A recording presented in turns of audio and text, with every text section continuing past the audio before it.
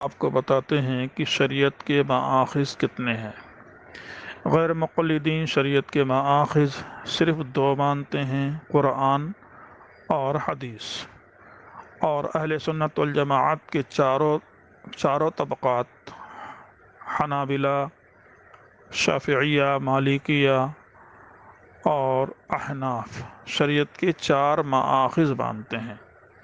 ان چار مآخذ کو سمجھنے کے لیے غیر مقلدوں نے غلطی کی ہے۔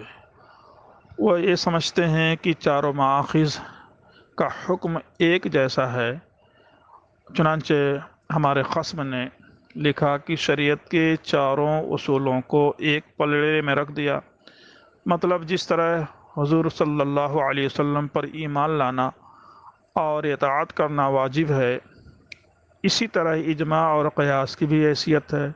صفحہ نمبر 4۔ اس کا جواب ہم نے دیا، اسے آپ بھی بغور سماعت فرمائیں۔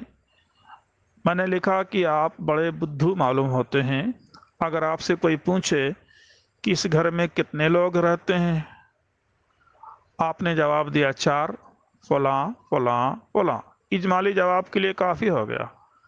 اگر آپ کی طرح وہ اعتراض کرے کہ آپ عجیب آدمی ہیں، باپ، ماں، بیٹے اور بیٹی کو ایک پلڑے میں رکھ دیا، تو آپ کہیں گے کہ اگر تفصیل درکار ہو تو میں تفصیل بتاؤں گا، یہ باپ ہیں، یہ ماں ہے، یہ بیٹا اور بیٹی۔ تو میرے عزیزو، والدین کا مقام الگ ہے اور اولاد کا الگ، لیکن اولاد کا سلسلہ نسب چونکہ ثابت ہے، اس لیے وہ اولاد کہلاتے ہیں۔ اور اگر کسی کا والدین کے ساتھ نسب ثابت نہ ہو تو حرام زادہ کہلاتا ہے، اس کی کوئی پرورش کرنے کے لیے تیار نہیں، اس کو کوئی دلیل ماننے کے لیے تیار نہیں، اس کو کوئی حجت ماننے کے لیے تیار نہیں ہوگا۔ تو بھائی، قیاس اور اجماع کا نسب چونکہ قرآن اور حدیث سے ثابت ہے اور صراحت کے ساتھ ثابت ہے، اگر ہم نے اجمالی طور پر ایک سانس میں چاروں کا نام لے لیا تو اس کا مطلب یہ نہیں کہ چاروں کا مقام و مرتبہ یکساں ہے، ایک جیسا ہے، لیکن یہ سب مل کر کے ایک خاندان بن گئے جن کا کچھ بھی نام رکھ لیں آپ۔ ان چاروں کے مجموعے کا نام ہم نے شریعت رکھا۔ اسی طرح سمجھیے کہ قرآن و حدیث، قرآن یا صرف حدیث شریعت نہیں، یا ارکان شریعت ہیں۔ کسی مسئلہ کی دلیل قرآن کی کسی آیت سے ثابت ہو تو وہ شرعی حکم کہلائے گا، اور اگر کوئی مسئلہ صریح آیت اور صریح حدیث دونوں میں ہو تو نور علی نور۔ لیکن کسی مسئلہ کی دلیل صراحتاً کسی آیت میں نہیں ملی، مثلا آیت کے الفاظ کئی معنی کا احتمال رکھتے ہوں یا متشابہات میں سے ہو، تو راسخین فی العلم ہی کوئی حل نکال سکتے ہیں۔